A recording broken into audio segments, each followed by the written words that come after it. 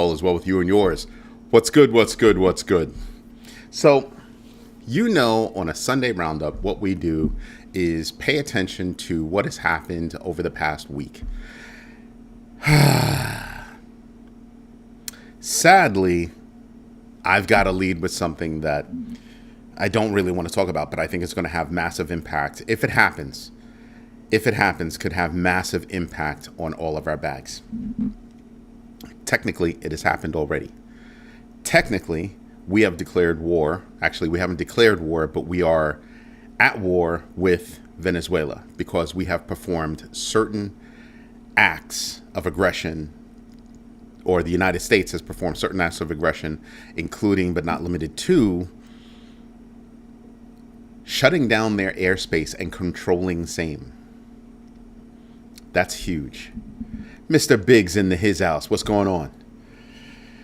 So that is not a small thing. That is a huge thing. And the problem with it is, and people probably sitting there going, oh, he's talking about politics. I'm not. Here's why. We go to war that has an impact, direct impact on our pockets.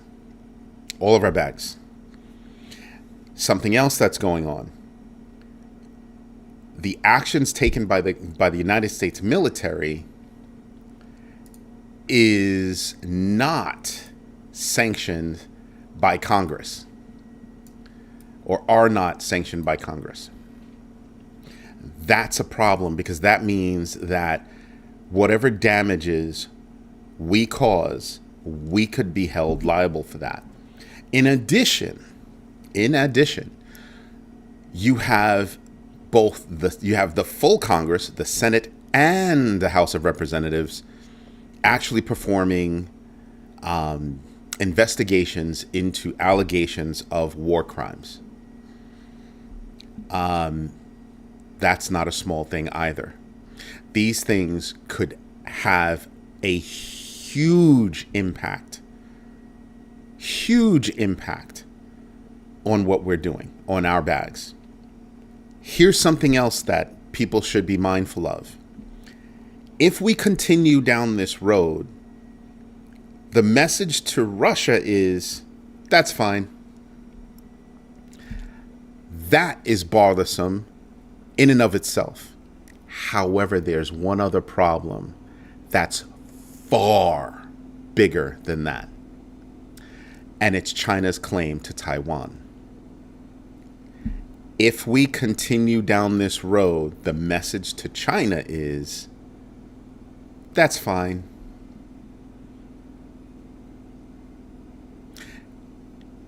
If you don't understand why that's a big deal, I want you to think about who manufactures chips and where they are manufactured. And there you go. So this is not small. You know how that's going to pan out? It's going to get swept under the rug. There are certain things you can't sweep under the rug. Certain things you cannot sweep under the rug.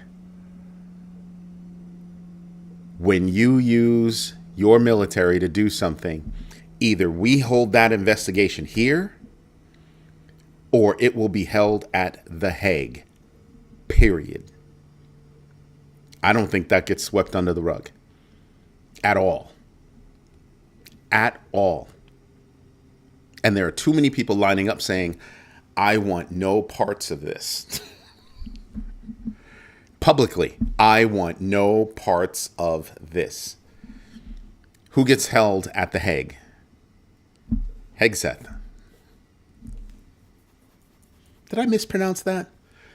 But that's what would wind up happening. Again, because it is a move by a country, the country could be left holding the bag on the bill. Now, I want you to stop and think about this.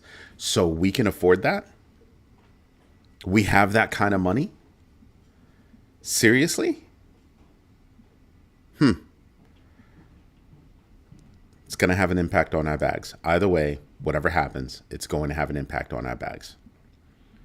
Absolutely. Because we will be using armaments. That's going to cost us money. That's going to have an impact on what kind of taxes we have to pay so that we can backfill all of that. There are just so many ways that we're going to be wasting money. It won't even be funny. Won't even be funny. I'm not having a political conversation. I'm talking about the impact on our bags. Could care less what happens to him. What I care about is the message that it sends to the rest of the world and what those messages mean to certain countries and how all of that will come back to affect our bags. If China decides, oh, well, if you're going to do that, we're going to go hit Taiwan. That's a massive problem. Massive problem. That's where all the chips are designed, right? That's where all the chips are made, right? That could be huge. And I don't mean huge just for the United States. I mean global impact huge. But the message would be, well, you're attacking that country and you have absolutely no reason to attack that country. None. None. Zero. Historically, China has claim to Taiwan. They have a reason. Russia has, nothing to do with, Ukraine, other than it used to be under their thumb and now it's not, and they don't like that. It's a problem. So when I look at the impact on my bags, I'm sitting back and I'm going, oh, wow, that's great. So the United States becomes even more ostracized because of all that. I'm telling you, it's not something that we can just go, no, not at all. And I wasn't bringing up the investigations into war crimes as a political thing. I'm saying that when your own government, when your own branch of the government is investigating that, that message is, hey, we're trying to clean this up. But it doesn't matter. The president's off the rails. And the moves that he's making to deflect from other things cost us money. Cost us money. So yeah, we've got massive issues. Max Alice, thank you for letting me know you invested in yourself today. So yeah, I'm looking at this and I'm saying to myself, oh man, this is no bueno. This is a no bueno situation. No bueno situation all the way. Then we've got all kinds of things creeping up because of AI. A whole bunch of things creeping up because of AI. The other day, we got into a big debate about, not even if. I mean, I wanted you to think about this. It's not even if. It's when the AI bubble hits. When companies start to realize that, oh man, we're not implementing AI all too well. How much money did we spend? We spent all that money and we haven't implemented anything well. What's been our return on investment is going to be the question that everybody's going to have. And then you're going to see a whole bunch of people regroup and rethink what all of that is. And what other people are not necessarily seeing is the separation between the people who own the products, product managers, and the actual technology being moved offshore. So the way it's playing out right now is everybody that's thinking about whatever applications they need or whatever, that technology thought process is being held here, but the actual implementation and management of is being pushed offshore for a lot of large enterprises. Yeah, that's another no bueno situation that we're literally watching in real time right now. Something else that happened is that we're looking at OpenAI get hit with a hack. I've been talking about this for a long time. Long time. Somebody came at me and they were like, oh, you don't know anything about AI because, your tiny little systems are never going to work for these large corporations and blah, blah, blah. They didn't pay attention. What I was saying is my company has a number of AI implementations for internal use, right? That we've deployed for internal use. Excuse me. And that same strategy can be used at the enterprise level. If you think about it a little bit more, you start to realize that's where NVIDIA's chips are going. Do you think it's just Meta? And well, Meta's going to, Google's TPUs, at least a little bit. That's what they're considering. And Meta and Amazon and Microsoft and Google and blah, blah, blah, blah, blah, blah, blah, blah, blah. Do you think those are the only companies that are buying those chips? No. Fact. The fact is large organizations are buying chips. Why would they be buying chips? Oh, because they're going to implement their own version in-house. That's why. Because they do not want to continue with that security problem of using cloud-based services. If you are a bank or financial institution and you're leveraging OpenAI's infrastructure, you got a kick to the gut when you found out OpenAI was hacked. And they confirmed it. It was hacked on November 5th. And they confirmed it. Massive problem. Hey, A-Pause, how are you? Thank you for letting us know that you are investing in yourself right now. Happy Sunday. But yeah, you stop and you think about that and you go, oh, dang. And that's when your security team starts to say, and what are you pushing up there? You told us to allow you to do that. Poke some holes in our firewall so we can use these cloud-based services and blah, blah, blah. And you said that's what you wanted. So we gave it to you. And most of your security staff probably said, you probably don't want to do that. You probably want to consider a different way. And everybody said, oh, I want this, I want that. And you got what you wanted. And what's that term? Pooping a brick? You have a lot of people that are pooping bricks right now. Seriously contemplating, oh man, did we make the wrong decision? We're attaching to their cloud-based service, and no matter what they tell you, your services are segmented and blah, blah, blah, and blah, blah, blah. Yeah, let's think about if your services are segmented.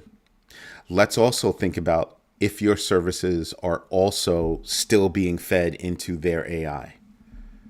When you ask it for code suggestions, solving problems, blah, blah, blah, is that also fed to AI?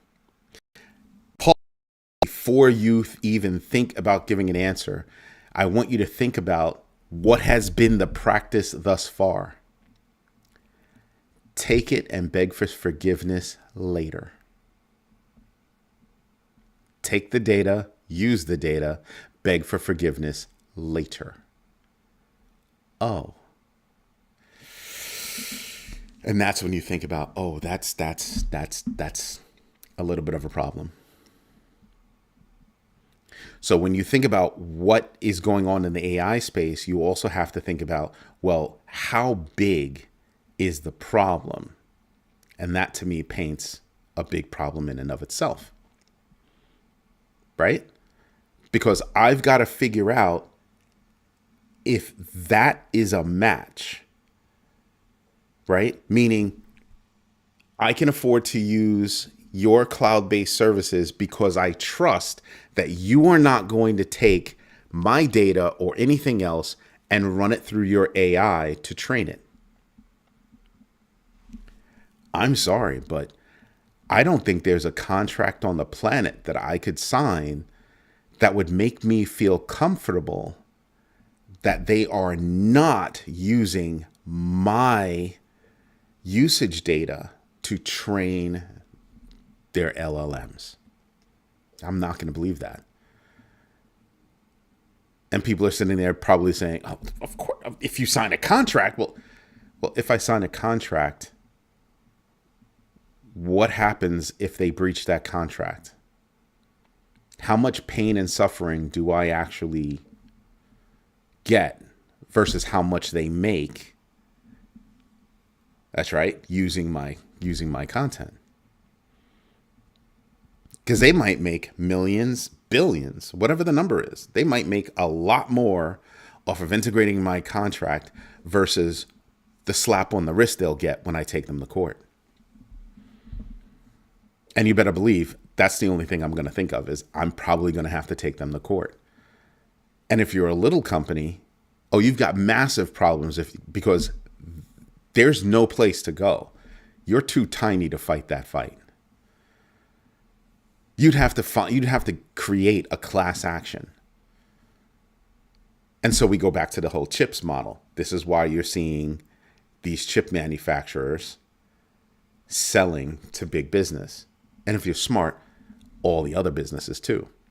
Which means that when I look at some of these companies that are in that space, I'm not going to believe that you actually have a good business model. Does Google have a good business model? Some people will say, well, they've got the same business model. Google can afford to give that away for free because what is Google's, main driver? Access. I was reading a nice little story about how Google got into the map business and completely, when was the last time you heard about TomTom? Remember that map company? They used to be huge. And then the span of 24 hours, they just blew up. And what did Google get out of getting into the map business?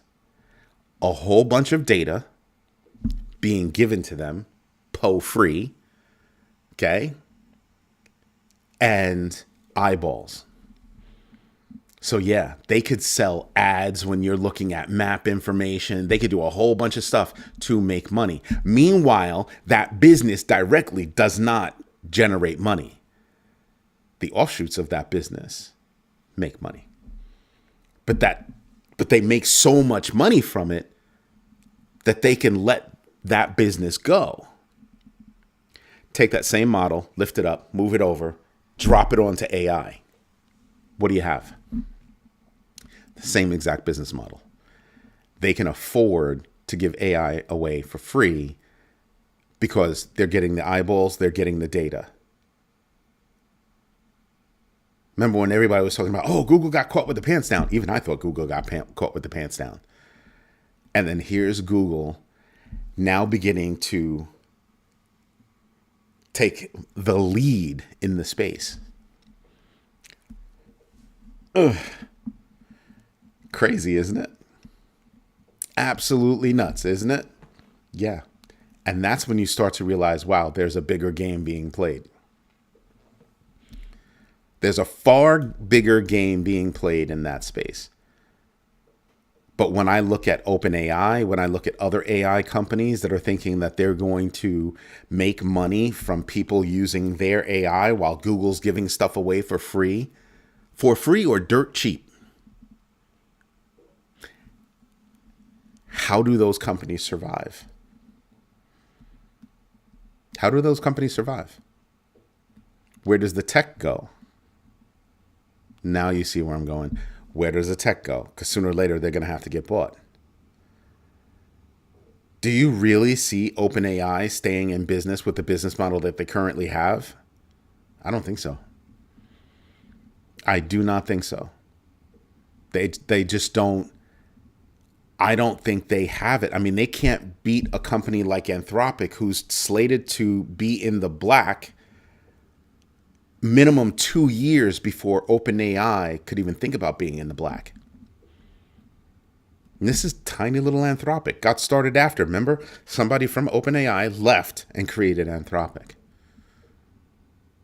Yeah, now you start to realize, holy moly, what's that? Those two business models, they don't draw money from anything else. That is their business.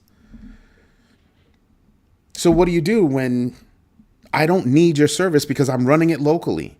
Or I don't need your service because I can get it free from Google or dirt cheap from Google.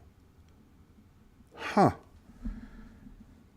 That's when you start realizing, wow, that's a different game. That's a massively different game. But that's going to have huge impact on everything that's going forward.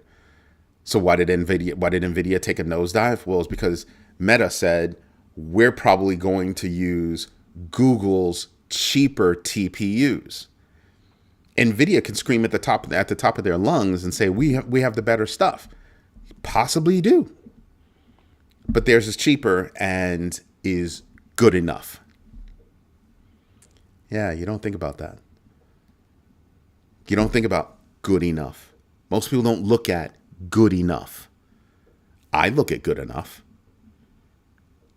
I hit enter when I'm using one of the online services and it immediately starts responding.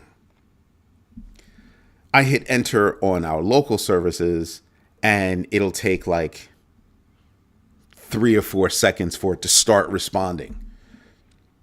Is it worth waiting that 3 or 4 seconds? Absolutely. In most cases, it's way faster than that, right? I'm just saying I might have given it a really long thing, whatever it is. Max Alice, with regard to your question about Scale AI, I've heard of it, never used it. Never use it, never had to. So, and clients of ours have not used it, so not something I have to look into. From a corporate level, we don't do research unless we have an interest or one of our clients is paying us. That's how that works. Now, that's not to say that one of my guys, one of my gals haven't, looked into it. They do all kinds of stuff. I leave them be. I leave them be until they come, kicking in my door. Got something to show you. I leave them alone for the most part. But when I look at how many things are hitting the space, and I harp on AI because AI is big, right? AI, insurance, deficit, healthcare that we still don't have an answer for, and real estate. People are still sitting around thinking real estate's not a problem. And I'm like, how do you think it's not a problem when they want to move us over to this whole rental society? Oh, you don't need to own that. Just rent it. They're even trying to push the idea of you don't have to go to college. You can just go get a certificate or something like that. And not only are they saying that, but they're also pricing college out of reach. How do you think these certificate programs get started? That's the new moat, right? Let the poor people remain poor. Stay there. Don't have access to what we have access to. Keep relying on AI to write your emails. Are you freaking kidding me? Unless it's a part of a process, you should be able to respond to your own emails. That shouldn't be an issue. Unless your emails are repetitious, just certain things. Like I said, it's part of a process. Okay, I can see that. But there are people out there that are like legit on the regular letting AI write their emails. And you sit there and you kind of go, it's just an email. It's beyond that. It's the idea of people not thinking anymore. Oh, I don't have to worry about putting that sentence together. AI will do it. What? Come again? This is why people don't speak well. Because they don't read well. They choose not to think. Why do you think I harp on our stuff all the time? The GMB3. Do your own research. That means you have to read. Extrapolate. Think on your own. Know your entries and exits. Same thing. Absolutely invest deliberately. Same thing. I have to think. I've got all kinds of automated tools that bring me information and do all this stuff. I still have to review all of it and come to a final decision. Told you before, I don't care what kind of AI is not making that decision for me, because my thought process might do something else. My thought process might say, nah, don't do that. Even though the numbers tell you, go ahead and do it. There's a whole thing behind it that I contemplate. And that's what I try to get people to understand is think first. Your first investment is in yourself. And that's really why I keep pushing it. There are too many people out there that absolutely do not invest deliberately. And what that means is they're FOMOing to a decision. Somebody else, and in a lot of cases, something else made a decision, triggered everybody else, and now everybody, boop, boop, boop, boop, boop, boop, boop, boop. Yeah. That's not what I'm looking for. I want you to read. I want you to pay attention. I want you to think. Don't fall for the rope-a-dope. So yeah, a lot of things happened over the past week, right? JP Morgan closed accounts on, 2 people in the crypto space. Concerning activity is what they said. You have concerning activity with no details. What, you didn't call them? You didn't reach out to these people? You just killed their accounts? People with means, people with money, and you closed their accounts. Okay. 2 people in the industry, one from Strike, and I forgot the other one. Can't remember off the top of my head, but this is what they did. And you sit there and you kind of go, wow, you're still playing that game? I thought there was an executive order that said don't do that. JP Morgan apparently looked at that as executive order and said, hold my beer. I mean, concerning activity with no other details. Concerning activity. That's something to think about. That's something to think about. We've got huge things going on, and some of these things would be considered huge if we didn't have other things going on. That debanking thing would be a huge topic if we didn't have a painfully obvious deficit and all the other things I enumerated earlier. If those things weren't looming, I mean, think about that. That's big in and of itself. And now you have something else. I mean, because that is why everybody was yelling at, Joe Biden, right? That's why everybody was yelling at the SEC, right? You don't have to go back that far. You really don't have to go back that far. And then you sit there and you're kind of like, oh, snap, this is big. Yes, it is. It's kind of big. It's kind of something we should be paying attention to. Just saying. DeFi lending surged to 40.99. I said $41 billion in Q3 2025.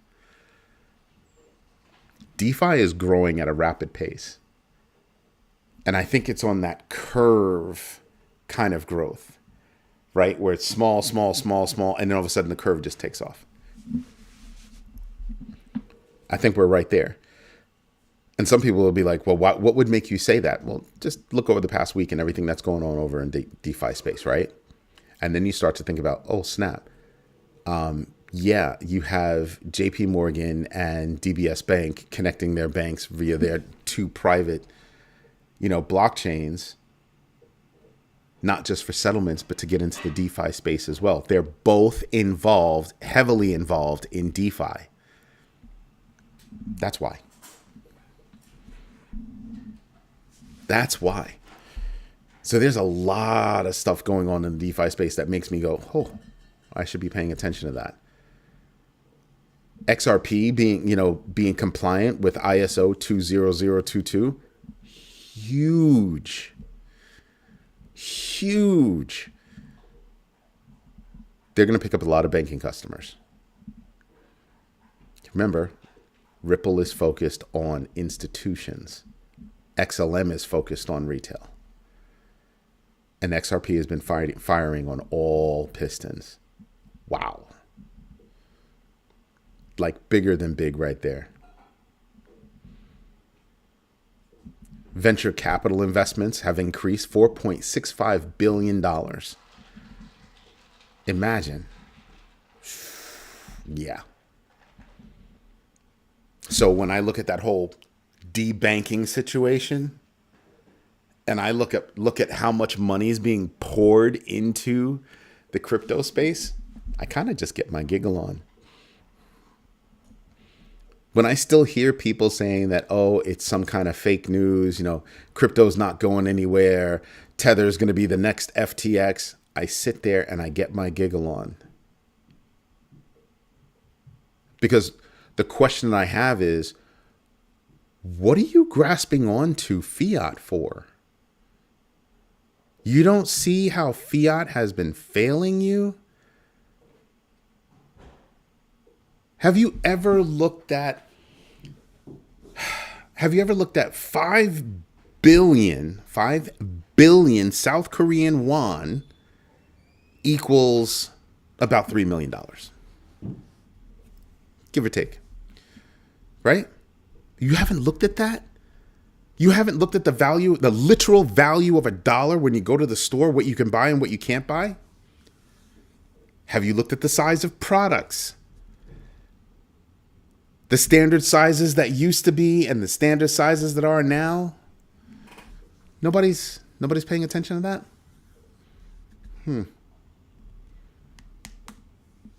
I'm just saying. A 25-cent bag of chips is about yay big now. About yay big. No joke. 25 cents back in the day was this big. Yeah. That's when you start to realize, oh, there's a little bit of a problem.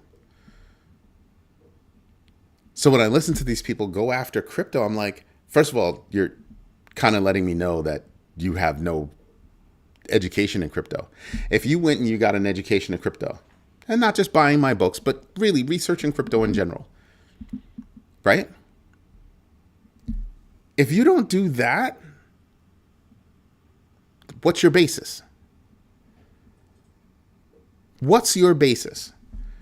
Because when I look at fiat, I'm fearful. If you heard that was Stitch running around my office.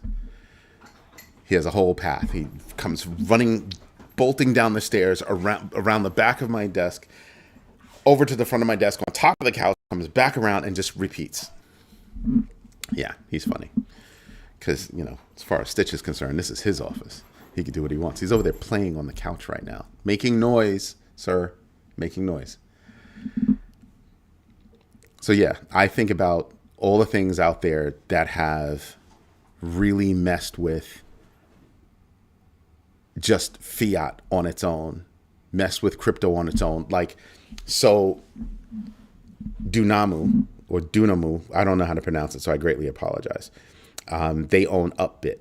Upbit got hacked. Upbit got hacked right after they announced that they were going to buy this company, Naver, because of their payment platform. And they got hacked. I mean, there was only like $40 something billion or something like that. It's either billion or million, doesn't matter. It's a lot of money. Oops. I think it was million. Speaking of not seeing 25-cent bag of chips lately, I don't see the GMB logo. Oh, good catch. Thank you. Thank you for that. And there it is. Thank you, 8 paws.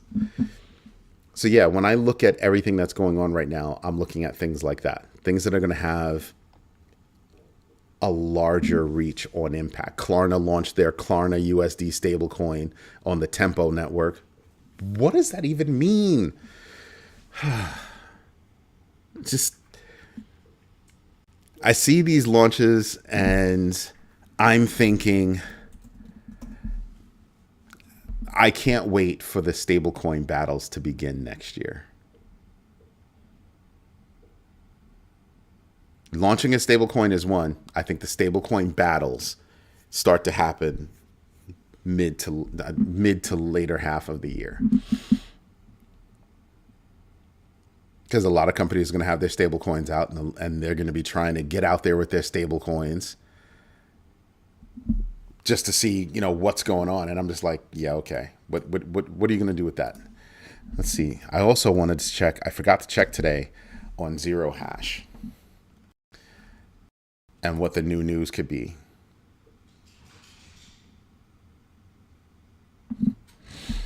I don't do analyses like that. It sounds more like a shill. So I wouldn't even bother with that. And if somebody wanted me to do that, they drop me some coin, and then maybe I'll do it.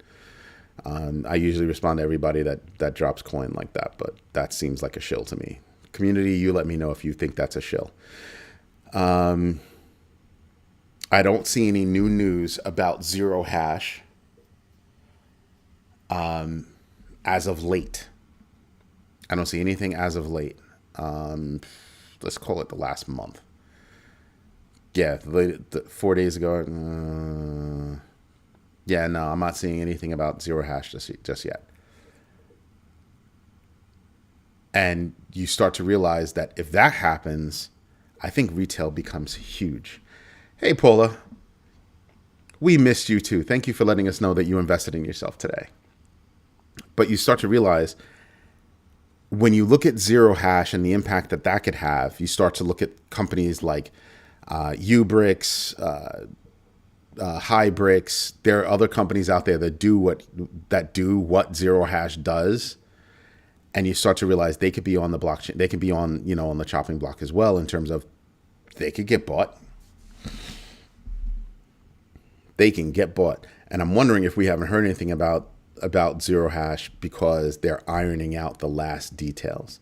I'm telling you, that's going to be huge. That news right there will be huge. Because that makes it a reason for people to actually think about, or companies to actually think about, let me go buy this small exchange.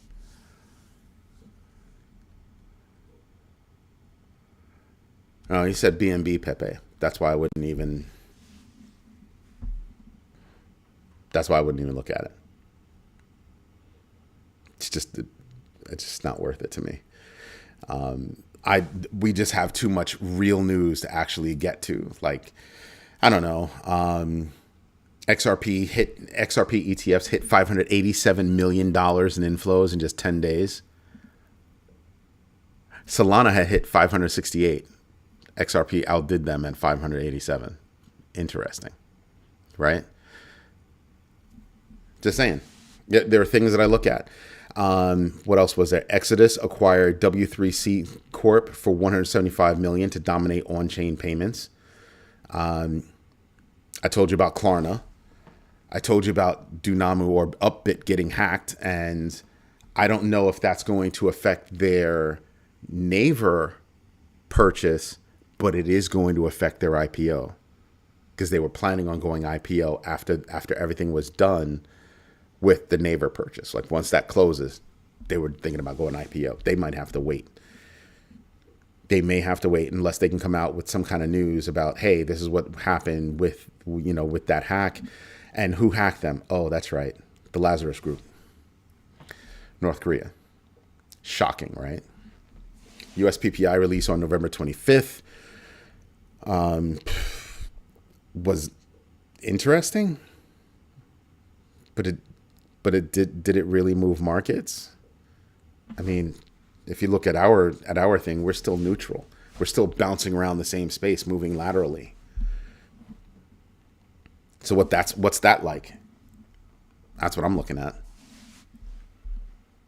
That's literally what I'm looking at. So there's a lot that we need to be paying attention to as you start to look forward to that next week. We could literally be looking at an invasion of Venezuela. We could be looking at whatever news comes out of AI. I'm hoping there's more good news coming out of the ETF space. But we just had somebody pull back on CoinShares, pull back off of their what is it, Bonk? One of their ETFs that they had filed. They had filed and then updated their S1 and then pulled it. They finally just pulled it. And I'm thinking something must have happened there. I mean, they have, for the ETP market overseas, they have like 34% of that market. So I'm thinking something just didn't feel right. Now, what I haven't had time to do was look to see who has ETFs here and ETPs overseas, and see and compare inflows here to inflows or even existence here. So that comparison, I don't know yet. I haven't done it. I haven't had time. It's been crazy. It's been crazy.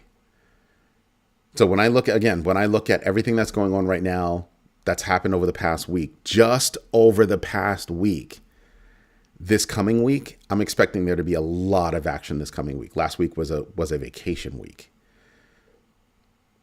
People are looking at me like, in the United States, it was a vacation week. A lot of people, weren't working, Thursday, took off Friday. I worked. But a lot of people took time off. And a lot of people took time off even before then. So yeah, I'm thinking that we're probably going to see a lot of action come tomorrow morning. I'll probably be getting up early as normal, looking at what's going on. I normally get up at like 3, look at my phone, like 2:33, look at my phone, doze back off, and finally, start doing work at like 4. I like start looking at the news, that kind of stuff. Then I hit the shower, then I hit the desk, can finish the news, finish the script, and then I'm off doing my show. That's the schedule. But I'm thinking that there could be some action in Asia in the middle of the night, and that's when I'll roll over, look to see what Asia's doing, right? And then look to see what I think the market is going to do based off of what Asia's doing and what's moving Asia, and then get back to it. Remember, today's the 30th. Tomorrow is December 1st. Tomorrow is December 1st. Wow. So yeah, think about this stuff. Think about this stuff as you move forward in this coming week, and try to think about it from a perspective of there's a lot going on. There's more than just a little bit happening in our space. There's more than just a little bit that we can be paying attention to. And I'm saying, I'm surprised you guys don't have a lot of questions, about what's coming. Because I know I do. I'm really paying attention to infrastructure moves. I'm wondering if we get news this week about Zero Hash, because it's been a minute and it's been too quiet. I also have not seen any big moves about anything. I also want to hear who else wants to become a bank. That's going to be a big deal to me. Who else wants to be a bank? Because that's when I'll be like, oh, that's interesting.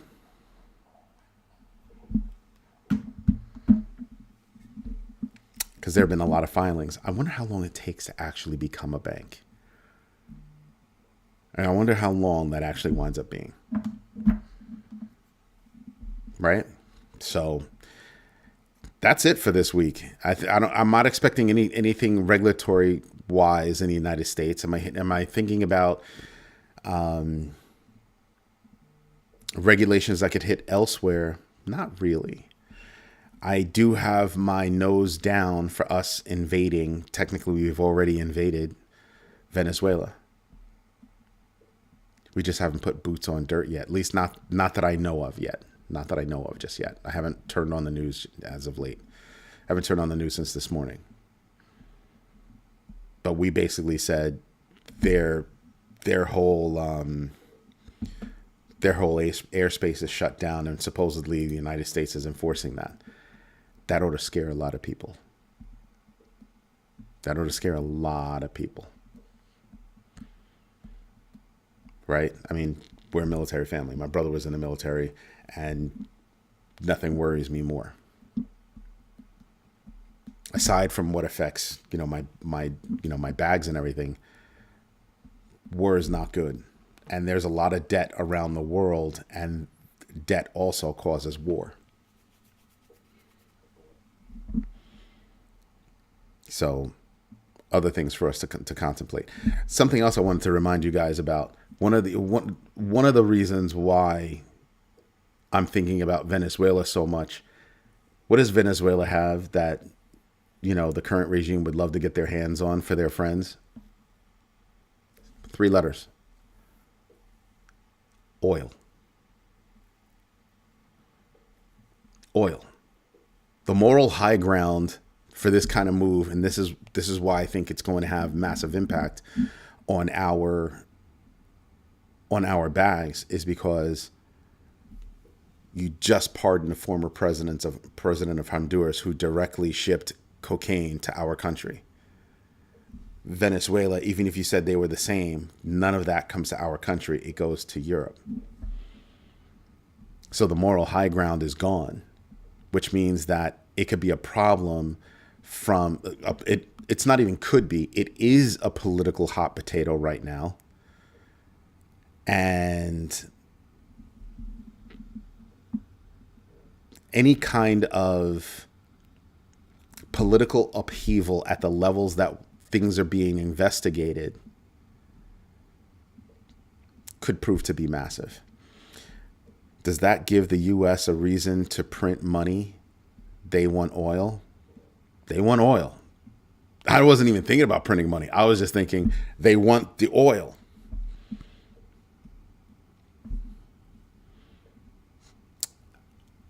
I have a problem with that.